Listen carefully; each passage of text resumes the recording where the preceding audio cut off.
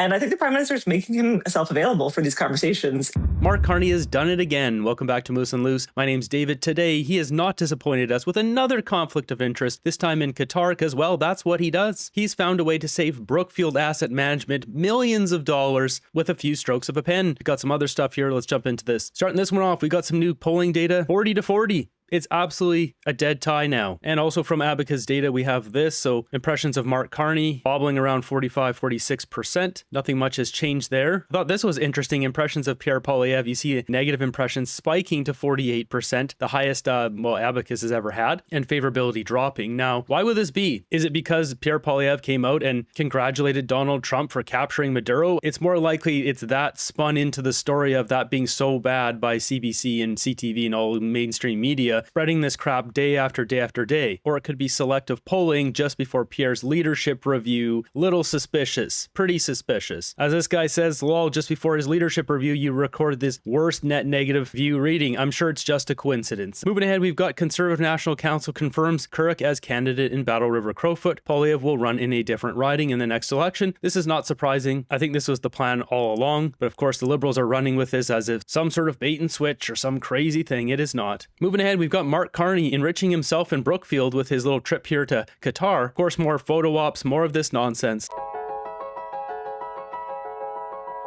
Yes, I think that's copyright music. We'll turn that off, but it's just more of the same. You know, video team shaking hands, grip and grin. Oh, just here we go, walking around, sitting there, having a laugh. Meanwhile, right on the Government of Canada website, as Melissa pointing out here, there's a travel advisory for Qatar. Exercise high degree of caution. It's dangerous to go there. What's Mark Carney doing in Qatar? It's very dangerous. They also had a big ceremony here.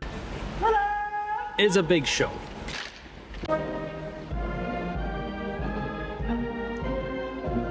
And what goes with a nice band playing "O Canada"? A bunch of armed guards. That's what. Welcome to Qatar, the country that supports Hamas.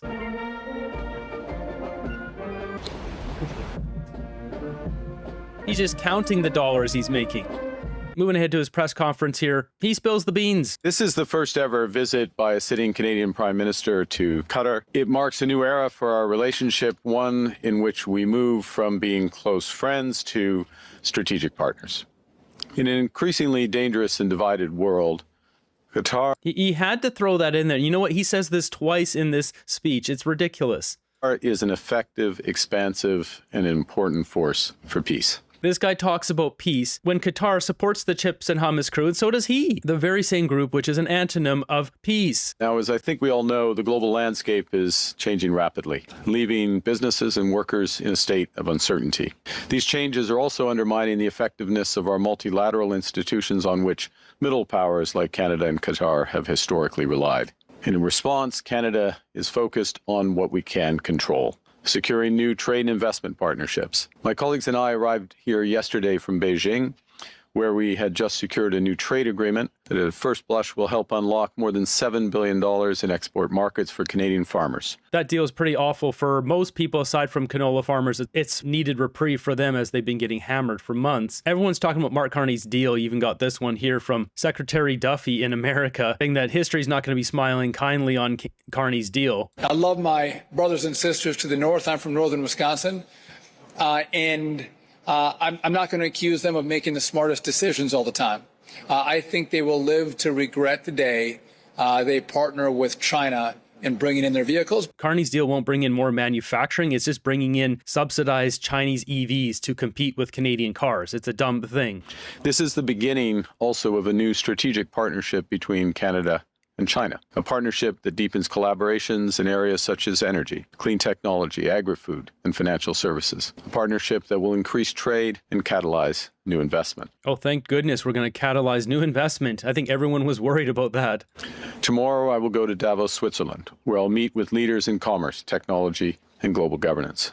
To launch this new chapter in our relationship, I'm pleased to announce that Qatar has committed to make significant strategic investments in Canada's nation-building projects. So this is it here. Mark Carney wants this big sovereign wealth money, the Qatari Investment Authority. I've got it all over my moose chart. He wants this money to flow in, as it's already been doing, into North America for numerous projects here. The more that money flows into this whole pipeline here, as well as pension funds, as he'll be talking about here in a second, this all goes down to the bottom funnel here. All this stuff pushes all the way down to number number one, Mark Carney. He needs as much money as possible to be pushing his Brookfield Global Transition Fund 1 that he set up, that he gets a percentage of the earnings of that, which I have over here, carried interest. On the low end, if Brookfield's able to get 15% return, which they basically always do for the past 20, 30 years, he'll get $274 million bucks. If he's able to push a lot of big sovereign wealth funds and get a 25% return year over year for the life of this fund, if it's 10 years or they can extend it up to 12, he can get over $1 billion. That's what he's doing right now. He's trying to enrich himself. He doesn't care about us. I'm going to start printing out some of this stuff and just sticking it up at grocery stores and stuff and see what people do. They tear it down. By the time I walk out of the store, is it still up there the next time I go in? We'll see what happens.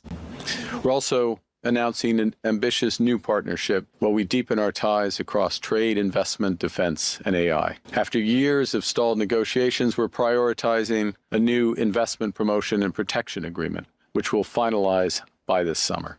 This agreement will enable Canadian businesses to more easily expand their operations in and attract investment from this dynamic $290 billion economy. Following Ramadan, representatives from Qatar's Sovereign Wealth Fund will visit Canada to explore new investment opportunities. And in the coming months, a delegation of Canada's leading pension funds will visit here to do the same. A delegation of Canada's leading pension funds. He's mentioned it again. Now, I haven't gone through all of them yet, but I do have a lot of connections here. Some of them we already knew from this. You have pension funds listed on the left here, and Brookfield Catalytic Transition Fund already invested in Lacasse. We've got Brookfield Global Transition Fund 1, the one that Mark Carney makes direct money off of. IMCO was already in on that, as well as OTPP, as well as PSP, the very same PSP here, public sector pension plan, linked in with the Canada Growth Fund. Deborah K. Orita, Mark Carney used to work with her at Goldman Sachs. There we have numerous connections here, and I have an arrow going over to this guy. Found this guy, Mark Levisque, former chief economist at the Public Sector Pension Investment Board and former chief economic strategist at TD. Going through his tweets here, I've made a little collage. Here he is criticizing Pierre Poilievre, talking about electric vehicles as back in June 26. So you're against carbon pricing, which is the market approach based to reduce GHGs. The alternative is regulation and subsidies. Now you're against those two. Wouldn't it be easier to stop playing games and just admit that you're against any measure that reduces emissions? So this guy's very critical of Pierre Poilievre. He says Mark Carney's much better speaker than the one we saw at the Liberal leadership debates, defending his awful performance there. So there's another post of him here defending Mark Carney with the 2008 financial crisis. This guy clearly favors Mark Carney over Pierre Poilievre. Mark Carney did an excellent job as the Governor of Bank of Canada. I'm looking for people connected to these funds. Obviously, this guy is a former PSP investment board manager, but once I start finding one person that connects to another, I think it's quite clear Mark Carney's trying to get as many of these pension funds on board to invest in his Brookfield Global Transition Fund 1, which then boosts his carried interest. Not to mention there's a bunch of these other smaller pension funds here, $25 billion, $30 billion, $80 billion. We'll learn more about that in the summer when Francois-Philippe Champagne comes over with his delegation of Canada's pension funds. We're launching negotiations on a new double taxation agreement to make it easier for Canadians to work and invest in Qatar, and vice versa. And we're deepening our defense relationship with joint training, expertise sharing, industrial partnerships, and military exchanges. So the one he said before there, double taxation, that is huge. He just glazed over that, kind of fired it off real quick. That's actually big news. We can see right here a new double taxation agreement to make it easier for Canadians to work and invest in Qatar and vice versa. Well, what does this mean? It means removing withholding tax. So companies, Canadian companies, can invest in Qatar and not have to pay tax. Who invests a lot in Qatar and is currently paying a lot of tax? It's Brookfield Asset Management. Of course it is. They have all these different deals here with Qatar, these purple flags. And the most recent is this one here, Brookfield QIA Qatari Investment Authority. It's their sovereign wealth fund, the AI infrastructure deal. This is a $20 billion deal that was signed on December 9th, 2025, as in a month ago, less than a month ago. They signed up $20 billion. Now let's break this down for a second here. $20 billion. Brookfield, their management fee is about 1.25%. I have some numbers right here. So Brookfield management fee, 1.25% annum to manage $20 billion is $250 million.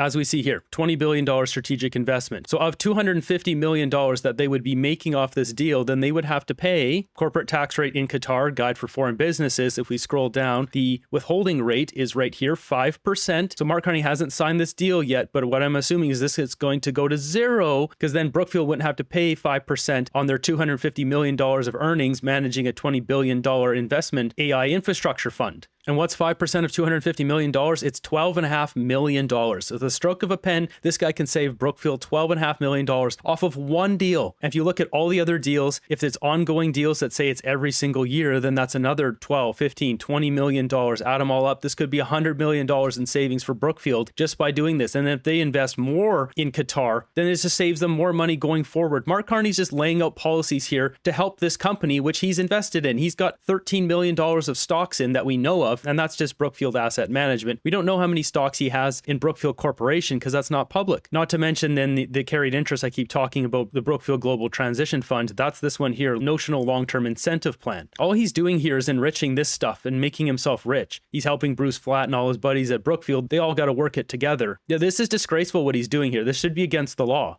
Canada will also establish a defense attaché here in Doha to further opportunities to partner in defense, joining Canadian forces in this country. When the people of different countries are familiar with each other's cultures and perspectives, they're enriched and they trust each other more. They also want to do more together, to build together. Like setting up the defense attaché or whatever he just said. Why would we set up any defense thing in Qatar? That's ridiculous. And to that end, Canada and Qatar are strengthening our people-to-people ties and our cultural ties. Canada, to further these efforts, will expand our air transport agreement to increase direct flights to this country.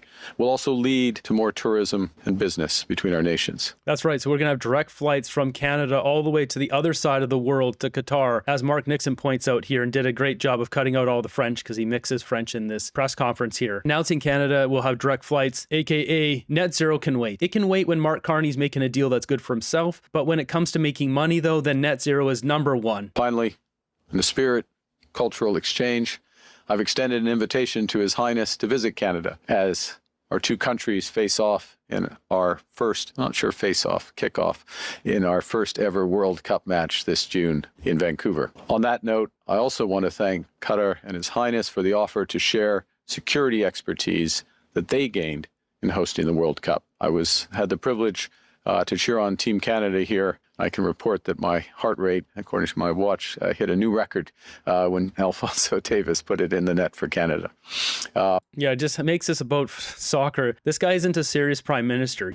In this more uncertain and dangerous world, we've chosen to create greater stability, security, and prosperity together. Just gotta throw that dangerous world in there one more time for good measure. Funny how this Brookfield deal seemed to slip his mind in this press conference. Next up, we have something here I thought we would never see. CBC Watcher clip in this one here from CTV. We've got David Cochrane reading out Scott Anderson's post here about not taking up Carney on his floor crossing offer here. This is hilarious. I can't believe he reads this out on live TV. On a she, and he said, "No, I won't join your party. I have no intention of crossing the floor today, tomorrow, or ever, regardless of what you offer me.